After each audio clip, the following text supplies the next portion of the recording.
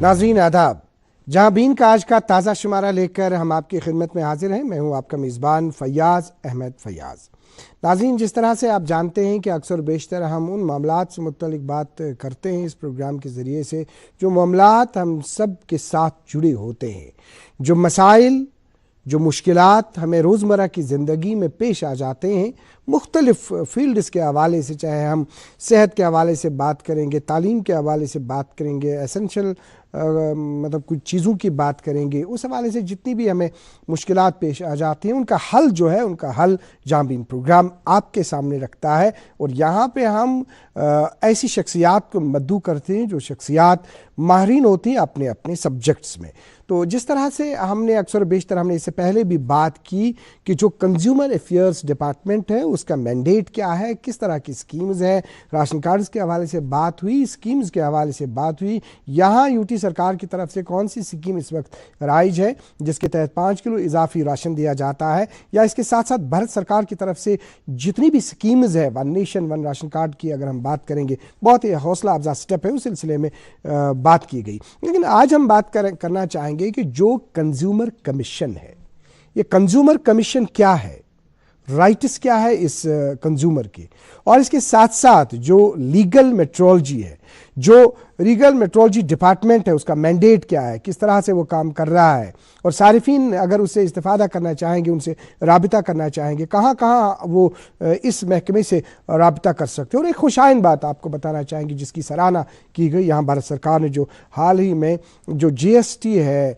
कुछ टैक्सेस में जो रियायत दी गई, कुछ चीज़ें जो है वो सस्ती हो गई, तो उस सिलसिले में हम आज के इस प्रोग्राम में बात करेंगे, खुसूसी इंफॉर्मेशन हम सब के लिए। और यहाँ हम इस सिलसिले में इस्तकबाल करना चाहेंगे तशरीफ़ रखे हुए श्री सौरभ भगत जी, जो commissioner secretary to government department of food civil supplies and consumer affairs UT of Jammu Kashmir है। श्री सौरभ भगत जी, यहाँ तशरीफ़ लाने के लिए आपका हमारे स्टूडियो में बहुत बहुत स्वागत है। शुक्रिया जनाब, शुक्रिया। श्री सौरभ जी, जिस तरह से पिछले प्रोग्राम में आपने हमें समझाया कंज्यूमर अफेयर्स डिपार्टमेंट के हवाले से, तो बहुत सारे शाखें हैं।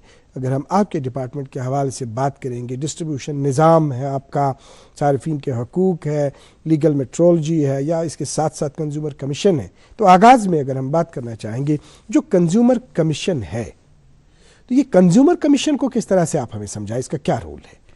देखिए, जितने भी हम लोग इंडिविजुअल्स हैं, हम लोग बेनिफिशरीज हैं और हम लोग कस्टमर हैं किसी न किसी गुड्स या सर्विसेज के। चाहे आप बात करें, हम कोई ऑटोमोबाइल खरीदते हैं, वाइट गुड्स खरीदते हैं, या हम इवन सर्विसेज भी लेते हैं, बैंकिंग सर्विसेज, इंश्योरेंस सर्विसेज जी। तो भारत सरकार की तरफ से इन सर्विसेज की अगर सप्लाई में प्रोविजन में कुछ गड़बड़ हो, कोई वायलेशंस हो, उसको जो ओवरलुक करता है वो department food supply department, consumer affairs department है। तो जो कस्टमर्स के जो बेनिफिट्स हैं उनको बचाने के लिए, उनके हकूक को प्रिवेंट करने के लिए, सेफगार्ड करने के लिए एक निज़ाम बनाया गया। उस निज़ाम को कंज्यूमर कोर्ट्स कहते हैं। उन कंज्यूमर कोर्ट्स में नेशनल कंज्यूमर कोर्ट्स हैं जिसको नेशनल कंज्यूमर कमीशन कहते हैं। हमारा स्टेट लेवल कंज्यूमर कोर्ट होता है जिसमें हाई कोर्ट के रिटायर्ड जज के लेवल के ऑफिसर्स रहते हैं, और हमारे 10 नंबर हमारे डिस्ट्रिक्ट कोर्ट्स हैं। तो 2-2 जिलों को आपस में जोड़ दिया गया है, 3-3 जिलों को। जैसे अगर वैली की हम बात करें तो हमारा श्रीनगर डिस्ट्रिक्ट कोर्ट है, इसी तरीके से हमारे पास बारामूला कोर्ट है, कुपवाड़ा कोर्ट है, अनंतनाग कोर्ट है और बडगाम कोर्ट है। ऐसे जम्मू में हमारे 5 डिस्ट्रिक्ट कोर्ट्स हैं और एक हमारा स्टेट लेवल कोर्ट है। ये कोर्ट्स का पर्पज़ ये है कि ये बहुत ही सिंपलिस्टिक प्रोसीजर फॉलो करते हैं। अगर आप एक ईमेल पे या सिंपल कागज़ पे भी अगर अर्जी देंगे तो उसको कोर्ट एक बाकायदा लीगल पिटीशन मान लेता है, और उस पिटीशन के ऊपर अगर मान लीजिए किसी के साथ कोई भी किसी का हक मारा गया है, जैसे मान लीजिए अगर आपने गाड़ी खरीदी और उसमें कुछ डिफेक्टिव गाड़ी निकली और कंपनी आपको रिटर्न नहीं कर रही, तो आप बाकायदा कंज्यूमर कमीशन जा सकते हैं। कंज्यूमर कमीशन ना सिर्फ आपको वो बेनिफिट दिलवाएगी बल्कि वो एग्जेम्पलरी पनिशमेंट भी दे सकते हैं, including black listing of the vendor.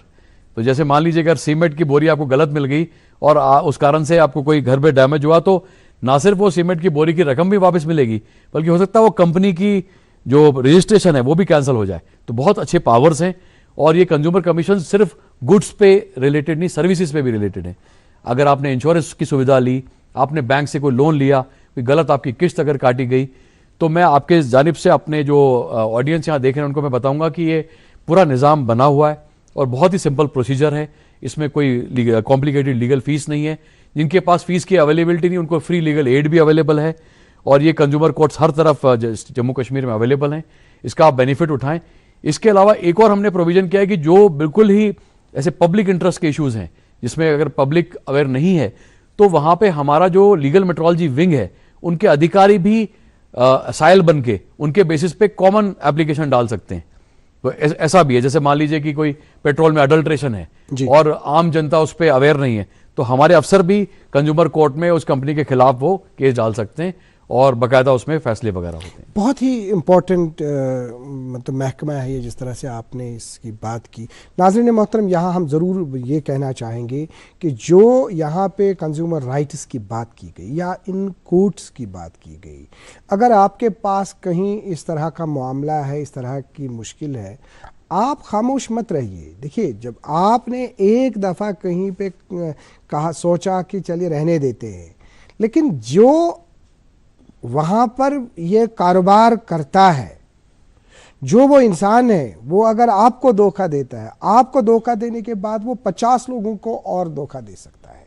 लेकिन अगर आप एक कदम उठाएंगे उसके खिलाफ, उस धोखाधड़ी को रोकने के लिए, आपने सिर्फ अपने आप को फायदा नहीं पहुंचाया, आपने वो 50 आदमियों को धोखा होने से बचाया। यानी आपको उस सिलसिले में भी आपने एक नेक काम अंजाम दे दिया।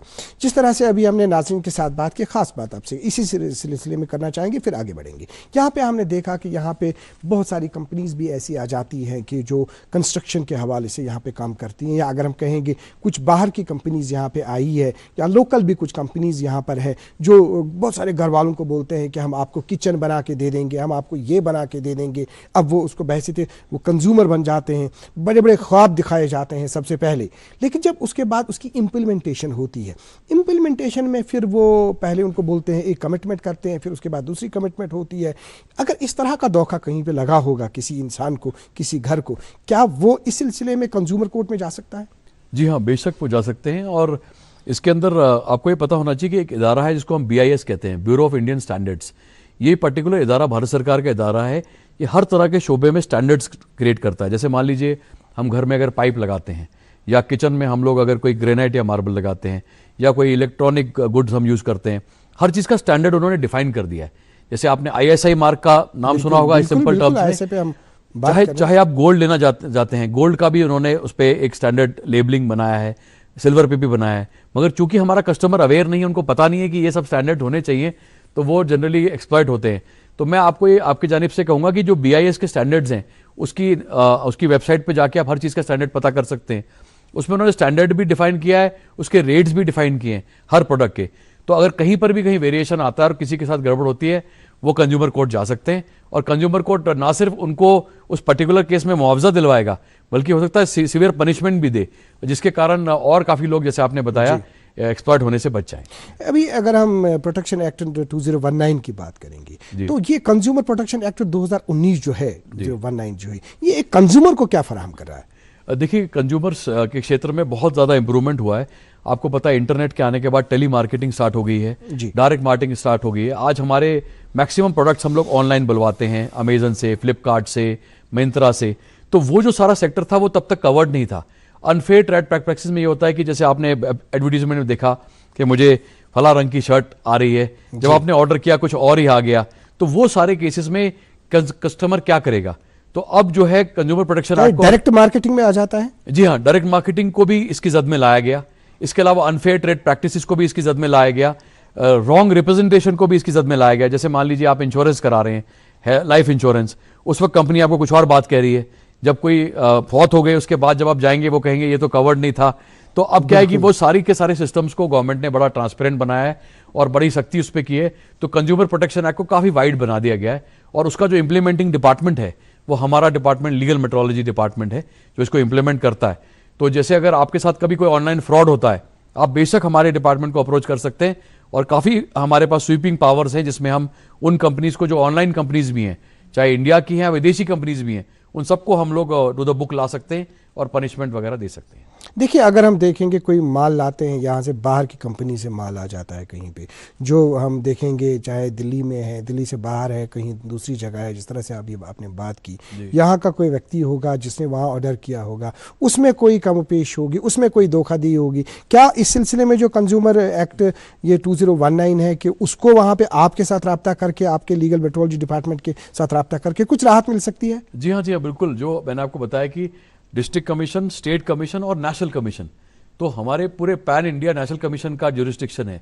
तो कोई भी अगर सब्जेक्ट मैटर 1 करोड़ से ज़्यादा का है तो वो कमीशन बाकायदा एक्ट करके कहीं पर भी इंडिया में कोई कंपनी रजिस्टर्ड है उस पर पूरा एक्शन लिया जा सकता है। और इसमें बड़े अच्छे एक्शंस हुए हैं, एग्जाम्पलरी एक्शंस हुए हैं।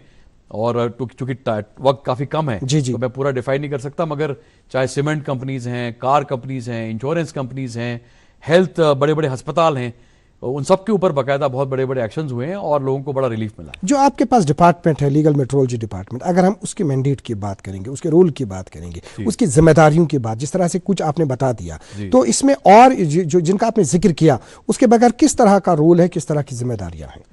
देखिए, जब से वर्ल्ड में ट्रेड कॉमर्स बना है तो जो भी मेजरमेंट होती है, जो भी पेमेंट होती है, उसका वो मेजरमेंट बेस्ड है। तो दुनिया में मेजरमेंट को एक सिंगल स्टैंडर्ड पे लाने के लिए आप पूरे वर्ल्ड में आपस में एक लीगल मेट्रोलॉजी का एक निज़ाम बनाया गया। तो जैसे आपको पता है 1 किलो जो है, 1 किलो की जो क्वांटिटी है वो पूरी दुनिया में एक है। इसी तरीके से अगर 1 मीटर की जो मेजरमेंट है वो पूरी दुनिया में एक है। तो इस सिस्टम को इंप्लीमेंट करने के लिए लीगल मेट्रोलॉजी डिपार्टमेंट को बनाया गया। तो जो इंटरनेशनल स्टैंडर्ड्स को पहले हमारा कंट्री कॉपी करता है और उसके बाद उस स्टैंडर्ड से हमारी यहाँ पे कॉपी किया जाता है। और जितने भी हमारे मेजरमेंट सिस्टम्स हैं, जैसे आप पेट्रोल पंप जाते हैं और आप वहाँ तेल लेते हैं तो आपको 1 लीटर तेल मिल रहा है, उसका कैलिब्रेशन हमारा महकमा करता है। अगर आप किसी पे जाके, हमारा धर्म कांटे के ऊपर जब हम वे ब्रिज पे जब हम सेब को कैलकुलेट करते हैं या हम कोई ट्रक को मेजर करते हैं, वो जो वे ब्रिज है उसका कैलिब्रेशन हमारा महकमा करता है। इसी तरीके से आप किसी भी दुकान पे जाते हैं कि तराजू होता है, उसका जो कैलिब्रेशन है वो ये डिपार्टमेंट करता है। अगर आप जाके गोल्ड परचेज करते हैं, उसका जो मेजरमेंट होता है, तो जितने भी वेट्स एंड मेजर्स हैं उनके मैन्युफैक्चरर्स का लाइसेंसिंग हमारा डिपार्टमेंट करता है। और जितने भी वेट्स एंड मेजर्स हैं उनका कैलिब्रेशन ये डिपार्टमेंट करता है। और अगर कोई वायलेशन कर रहा है वेट्स एंड मेजर्स का, तो उसको भी हम लोग पनिशमेंट प्रोवाइड करते हैं। जैसे मान लीजिए आप एक कोल्ड ड्रिंक की बोतल ले रहे हैं, उस पर लिखा हुआ है 100 ml, तो अगर वो 1 ml भी कम है तो वो the person is liable for fine and other punishments. तो ये सारा का सारा निज़ाम जो है, इसके लिए लीगल मेट्रोलॉजी डिपार्टमेंट है, जिसमें हमारे controller, deputy controller, joint controllers होते हैं, डिस्ट्रिक्ट्स में इंस्पेक्टर्स होते हैं। हमारे पास इसमें मोबाइल वैन्स वगैरह भी होती हैं, ये हर जगह जाके इंस्पेक्शन करते हैं। और इस साल लगभग 7 लाख इंस्पेक्शंस इन्होंने किए। इस साल तो आपको पता ही है कि सिलसिले में सबसे ज्यादा इंस्पेक्शन जो है, अगर हम रॉट एंड मीट की बात करेंगे, इधर एनफोर्समेंट एंड इंस्पेक्शन की बात करेंगे, तो उस सिलसिले में क्या कुछ बढ़ोतरी लाई गई है? तो क्या उसमें मजीद कुछ करने की जरूरत है? जी हाँ, देखिए हमारे पास डिपार्टमेंट में लगभग ऑलमोस्ट 100 के करीब का पूरा जो है हमारा स्टाफ है, जो कि काफ़ी छोटा है क्योंकि हमारी आबादी 1.25 करोड़ की आबादी है, 20 डिस्ट्रिक्ट्स हैं। तो उसको ध्यान में रखते हुए डिपार्टमेंट की मोबिलिटी बढ़ाने पे ध्यान दिया गया है। तो अभी हम लोगों ने रिसेंटली एक नया प्रोग्राम आया भारत सरकार का, उसको हम कहते हैं सास्की के तहत स्टेट गवर्नमेंट्स को जहां पे रकम की कमी होती है तो एडिशनल सपोर्टिंग ग्रांट दिया जाता है। उसमें सिर्फ एक ही कंडीशन है कि जो सारा खर्चा है ये 1 साल के जद में होना चाहिए। तो हम लोगों ने उसके तहत एक नया कवायद स्टार्ट किया जिसको हमने कहा है legal metrology on wheels, legal metrology at your door step. तो हमने ये वैन्स बनाई है जिसके अंदर सारा इक्विपमेंट वैन में रखा जाता है। अगर मान लीजिए हमें राजौरी या पुंछ में जाके या फिर यहाँ पे गुरेज या तंगधार में जाके कहीं पेट्रोल पंप को चेक करना है तो वो गाड़ी में उसका वेट्स एंड मेजर्स पड़े होंगे। अगर हमें किसी ज्वेलर को चेक करना है खन्नाबल चौक पे, तो वो वहीं गाड़ी जाएगी, वहीं पे उनको चेक करेगी और वहीं पे उनका सर्टिफिकेशन करेगी। तो इससे ये एडवांटेज हमें हो रहा है कि हमारी रीच बहुत बढ़ गई है और अब हम बहुत रिमोट इलाकों में भी, पसमंदा इलाकों में भी जा सकते हैं। और इन केस ऑफ कंप्लेंट्स हम बहुत क्विकली रिएक्ट कर सकते हैं। जैसे आपने देखा रिसेंटली जो मटन के केस में जो हमारे डिपार्टमेंट ने अच्छा काम किया, उसके तहत काफ़ी हम लोगों ने क्रैकडाउन किया और हज़ारों की तादाद में इंस्पेक्शंस किए गए। और जहाँ पर भी हमें क्वांटिटी के अंदर कोई गड़बड़ आई, क्योंकि हमारा डिपार्टमेंट क्वालिटी तो नहीं देखता, मगर क्वांटिटी, जहाँ पर भी क्वांटिटी के अंदर या लेबलिंग में जो कमी पाई गई, आपको हर प्रोडक्ट पे उसका लेबल होना चाहिए, मैन्युफैक्चरर का लेबल, इंपोर्टर का लेबल, साथ में उसकी क्वांटिटी डिफाइन होनी चाहिए। तो वहाँ पे काफ़ी तो टेस्टिंग के लिए कहाँ रब्ता करना है? अगर फॉर एग्जांपल कोई चाहेगा, कोई कंज्यूमर, कि मैं किसी चीज़ का टेस्ट करना चाहूँगा, तो क्या कुछ रब्ता करने की जरूरत? देखिए, टेस्टिंग के लिए इसमें बाकायदा भारत सरकार के ही नॉर्म के हिसाब से हमारी लैब्स होती हैं। हमारी स्टेट लेवल लैब्स हैं, जम्मू और श्रीनगर में काफ़ी उम्दा लैब्स हैं, उसमें state of the art equipment उसमें लगा हुआ है। इसके अलावा हमारी करीब 32 के करीब हमारी छोटी लैब्स हैं जो कि हमारी डिस्ट्रिक्ट लेवल पे हैं, ब्लॉक लेवल पे लैब्स हैं। और जैसे मैंने आपको अभी बताया कि ये जो मोबाइल लैब्स हैं, तो ये टोटल निज़ाम मिला के लगभग 100 के करीब हमारी लैब्स हैं जो लगातार नॉन स्टॉप ये एक्शन करती रहती है। तो अगर कोई भी आम साइल चाहते हैं कि उनको जैसे गोल्ड की क्वालिटी चेक करनी है तो हमारे पास गोल्ड मीटर है, सिल्वर की क्वालिटी चेक करनी है हमारे पास वो मीटर है। अगर उनको लगता है कि किसी पेट्रोल पंप में उनको सही कैलिब्रेशन नहीं हो रहा, वो हमें इन्फॉर्म कर सकते हैं। इसके अलावा और मुख्तलिफ लगभग 1100 शोबों में हमारे पास अलग अलग किस्म के मेजर्स हैं, मेजरमेंट सिस्टम्स हैं जी जी, जिसको हम लागू करते हैं। नाज़रीन मोहतरम, एक खास बात आपसे करना चाहेंगे कशर लफ्जन मज वन सो जरूरी खास कत जन आज सौरभ भगत जी तन तशरीफ ओन यमो यमो वन यह कत कि अक्सर बेशतर वुचन जन दोदस मज वन अत मज मिलावट, अत मज आब आमुत त्रावन प्रत गरस मज वारियाहन जायन वुचू तो यह शिकायत मगर अस छप कर दोद इस्तेमाल करान अत पे आवाज तुलान कह। वन अगर आवाज हेको न तुलित मगर हेको ना कम खुद कम अम सुंद जन यह सैंपल मॉर्निंग मज यम सात यह अम त्रो कह टाइम तथ ज्यादा दिन कह तम पत तुलन अत लेबोरेटरी मज वातनावुन अकिस खास अकिस बानस मजन तो तम पत मेल तुह बाज़ाब्त पे रिटन तौर तक डॉक्यूमेंट तथ मज कस क्वांटिटी अगर मिलावट कम किस्म मिलावट और अगर वो मिलावट फिर आप देखेंगे इसमें किसी किस्म की मिलावट है आप उसके हवाले से आवाज़ उठा सकते हैं, आप बात कर सकते हैं। तो ये जो एक चीज़ है इस सिलसिले में, तो ये मैंने जो हमने जिक्र किया दो चीज़ों पे रिस्पॉन्स, फिर आगे हम बढ़ेंगे मुख्तसरन, वो ये है कि ये जो मिल्क भेजने वाले यहाँ पे होते हैं उसमें काफ़ी शिकायतें होती है कि उसमें वो जो है उसमें पानी का मिक्स किया जाता है। सेकंड, जो नानवाई हमारे हैं तो वो उनकी सफाई जो है वो सफाई थोड़ा सा कम देखी जाती है। तो ये जो आपका महकमा है, ये जो आपके अंडर इसमें एनफोर्समेंट विंग है, तो हम चाहेंगे कि जहाँ भी इन प्रोग्राम के ज़रिए से आप थोड़ा सा उनको कुछ बता दें ताकि थोड़ा सा एक्सपीडाइट करें इन चीज़ों में, इन चीज़ों को देखा जाए। देखिए, जो मिल्क अडल्ट्रेशन की आपने बात की और साथ में आपने नॉन वाइज की बात की, तो बेसिकली इसका जो स्पेसिफिक महकमा है वो तो फूड सेफ्टी महकमा है, क्योंकि क्वालिटी ऑफ प्रोडक्ट पे वो ध्यान देते हैं। मगर पैकेजिंग, उसके ऊपर लेबलिंग, एग्जैक्ट क्वांटिटी होना, इसके ऊपर हम लोग पूरा कंसर्टेड एफर्ट करते हैं। तो मैंने आपको जैसे बताया कि चीफ सेक्रेटरी साहब की तरफ से स्पेसिफिक कवायद हुई थी, तो इसमें 4 महकमों को साथ जोड़ा गया है। एक तो हमारा जीएसटी महकमा है, एक हमारा जो हेल्थ का महकमा है जिसमें फूड सेफ्टी आ जाता है, एक इंडस्ट्री कॉमर्स का महकमा है और जिसमें मैन्युफैक्चरर्स वगैरह आ जाते हैं to catch them where they are manufacturing, और फाइनली हमारा महकमा है जो कि रिटेल और होलसेल लेवल पे इसको चेक करता है। तो हमारी ज्वाइंट टीम्स रहती हैं, हमारे जो डीसी साहिबान हैं, हमारे जो असिस्टेंट डायरेक्टर फूड साहिबान हैं, उनकी सदारत में डिस्ट्रिक्ट लेवल पे हम लोग काफ़ी इंस्पेक्शंस करते हैं। ईद का टाइम आ जाए, दिवाली का टाइम आ जाए, फेस्टिवल पीरियड आ जाए, उस वक्त खास तौर पे हमारा बड़ा ध्यान रहता है। और आपने देखा होगा कि एक बड़ा मतलब रेवोल्यूशन आया है खासतौर पे मटन के अंदर। अब कोई भी इरिस्पॉन्सिबल बिहेवियर नहीं करता। मिल्क भी हमारी एक प्रायोरिटी है, हमारा वनस्पति घी वगैरह ये भी हमारी बहुत बड़ी प्रायोरिटी है। और इसके अलावा जितने भी हमारे फूड प्रोडक्ट्स हैं, खासतौर पे फूड कलर, जिसमें काफ़ी ऐसे कलर्स भी यूज़ करते थे जो कि कार्सिनोजेनिक वगैरह थे, उस पर भी हमने काफ़ी क्रैकडाउन किया है।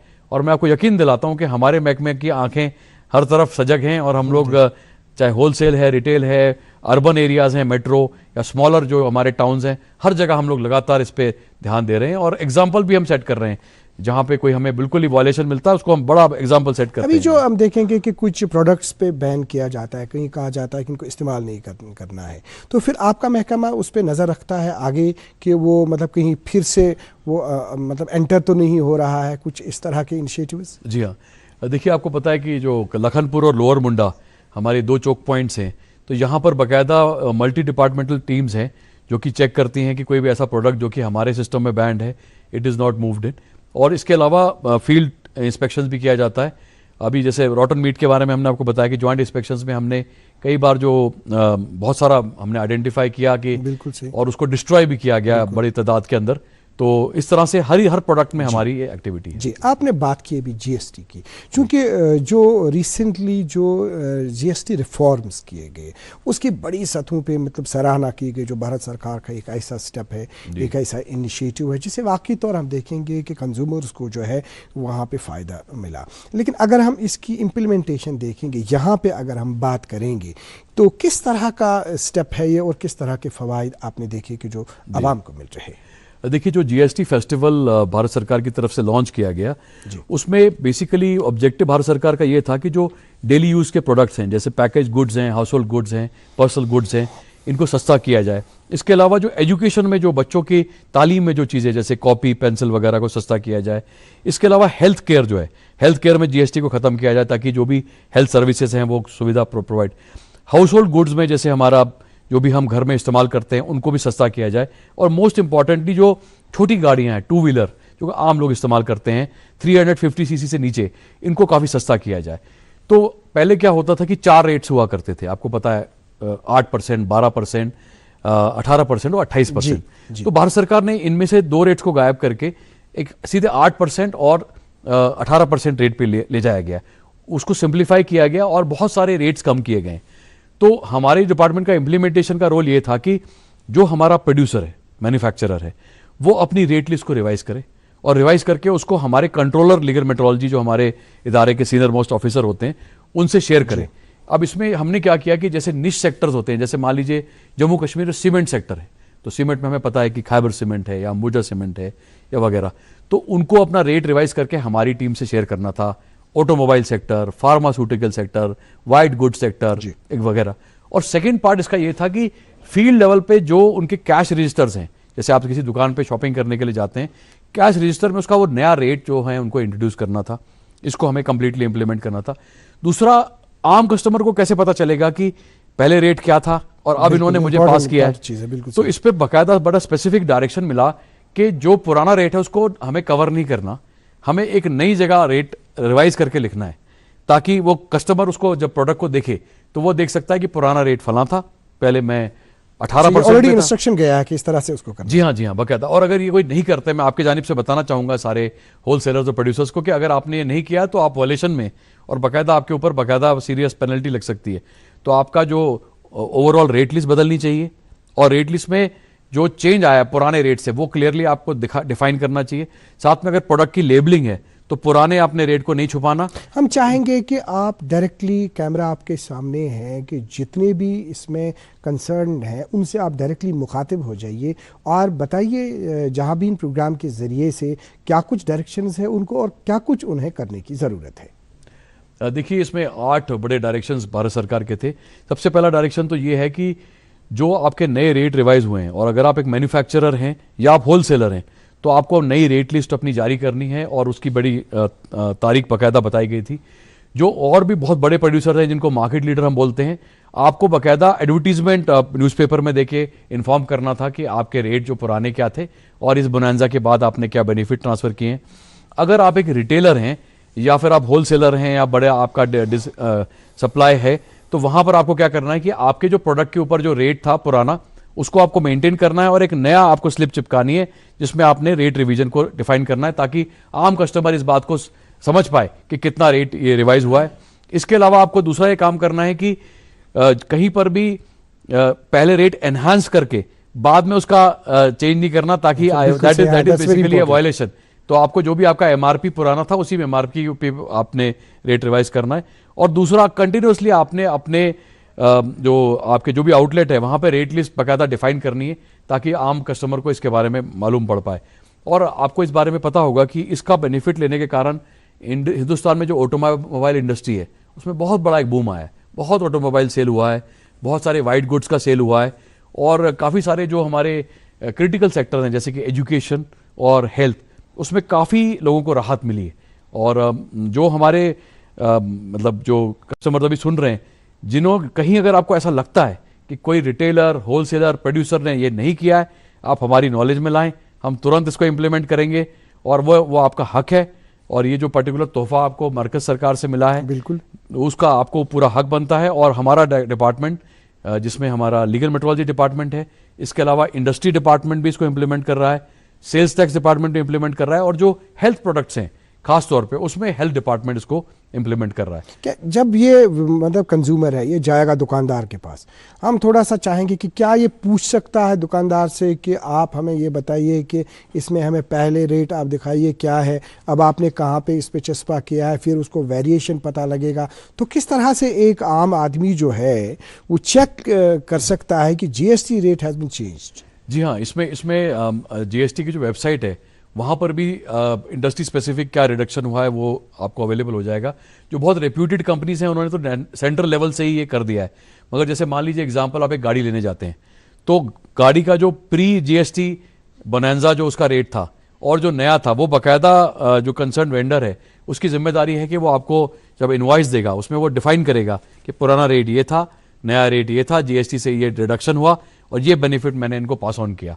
तो ये बाकायदा बड़ा क्लियर है, चाहे वो टीवी खरीदने आप जाएं, चाहे सीमेंट का बोरा आप खरीदने जाएं, तो ये हर जगह। टीवी वगैरह में इन इलेक्ट्रॉनिक्स गुड्स पे कहीं पे इस तरह का इफेक्ट है कि जी हाँ, जी हाँ, इलेक्ट्रॉनिक गुड्स में भी इफेक्ट आया है, बाकायदा उसमें भी इफेक्ट आया है। जैसे कि अगर हम अपैरल की बात करें, कपड़ों की बात करें, तो 2500 रुपये से कम का जो प्रोडक्ट है उस पर जीएसटी जो है वो 18% से 8% पे चला गया है। मगर जो 2500 रुपये से ज़्यादा का प्रोडक्ट है उसमें थोड़ा सा जीएसटी में हल्का सा इजाफा हुआ है। तो ये इस तरह से ये बाकायदा बड़ा स्पेसिफिक है, हर प्रोडक्ट में, हर रेंज में अलग अलग किस्म का इसका इम्पैक्ट हुआ है। जो ओल्ड स्टॉक था, ओल्ड स्टॉक ये कब तक, क्या कोई उसमें डेट मुअय्यन है कि फिर नया स्टॉक जो आ जाएगा, तो उसकी थोड़ी सी वजाहत, क्योंकि हम प्रोग्राम को इसमें बड़ा क्लैरिटी है कि जो भी ओल्ड स्टॉक अवेलेबल था उनके पास, जो कि अनसोल्ड था at the level of the retailer, wholesaler और even producer, they had to immediately pass on the benefit to the customer.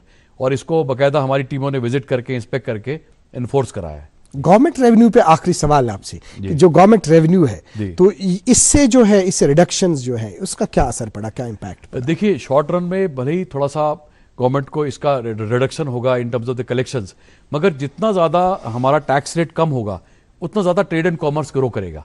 तो ये हमेशा टैक्सेशन का एक गोल्डन प्रिंसिपल है कि जितना हम लिबरल रिजीम बनाते हैं टैक्सेशन का और जितना कंज्यूमर फ्रेंडली हम बनाते हैं, अब जैसे मैंने आपको एग्जांपल बताया कि लगभग 1.5 लाख से भी ज़्यादा ऑटोमोबाइल इस दौरान सेल किया, तो 1.5 लाख ऑटोमोबाइल से इंडस्ट्री में कितना फंडिंग गया, तो इंडस्ट्री का ओवरऑल अर्निंग बढ़ा, उससे ओवरऑल टैक्सेशन बढ़ा। तो इसका ओवरऑल बेनिफिट गवर्नमेंट को है। तो क्या आखिरी मैसेज आप देना चाहेंगे? जी, मैं आपसे ये बताना चाहूँगा कि जैसे हमने कंज्यूमर कोर्ट्स की बात की, तो कंज्यूमर कोर्ट्स का इस्तेमाल हमारे जितने भी बेनिफिशरीज करें। कंज्यूमर कोर्ट सिर्फ प्रोडक्ट के बारे में नहीं है, सिर्फ गुड्स के बारे में, सर्विसेज के बारे में ही है। अगर आपका बच्चा कहीं कोचिंग ले रहा है और कोचिंग में जो उसको वादा किया गया वो उसको बेनिफिट नहीं मिला, अगर आपने इंश्योरेंस ली आपको इंश्योरेंस नहीं मिला, अगर आपने बैंक से कोई लोन लिया और जो आपको रेट ऑफ इंटरेस्ट कहा गया था उससे ज़्यादा आपसे कोई मतलब इलीगल रिडक्शंस कर लिए, आप जो किसी हॉस्पिटल में गए और वहाँ पे जाके आपने कोई मेडिकल सर्विसेज ली, उसमें कोई कोताही हुई, आप प्लीज़ कंज्यूमर कोर्ट्स को अप्लाई करें। और अगर आपको किसी पैकेज कमोडिटी में कहीं पर भी ओवर चार्जिंग हो रही है या फिर क्वांटिटी कम हो रही है, आप लीगल मेट्रोलॉजी विंग के पास जाएं और ये बेनिफिट आप उठाएं। श्री सौरभ भगत जी, आज भी आपने एक बहुत ही इंपॉर्टेंट इंफॉर्मेशन आवाम को दे दी, पब्लिक को दे दी, जहाँ भी इन प्रोग्राम के जरिए से यहाँ आप तशरीफ़ लाए, आपका बहुत बहुत शुक्रिया। शुक्रिया जनाब, शुक्रिया। नाज़रीन मोहतरम, आपका भी बहुत बहुत शुक्रिया। आपने मैं आधे घंटे से देखा, आपने मैं आधे घंटे से सुना, लेकिन जो बातें कही गई इन पे हमें अमल करने की ज़रूरत है, ताकि अगर हम कहीं पे किसी के साथ नाइंसाफ़ी होगी, अगर हम आवाज़ उठाएंगे तो बाकी लोग जो है उनको भी उससे फ़वाइद मिल सकते हैं। आज के प्रोग्राम में इतना ही, अगले शुमारे में आपसे फिर मुलाकात करेंगे। जब तक के लिए अल्लाह हाफ़िज़ नासिर।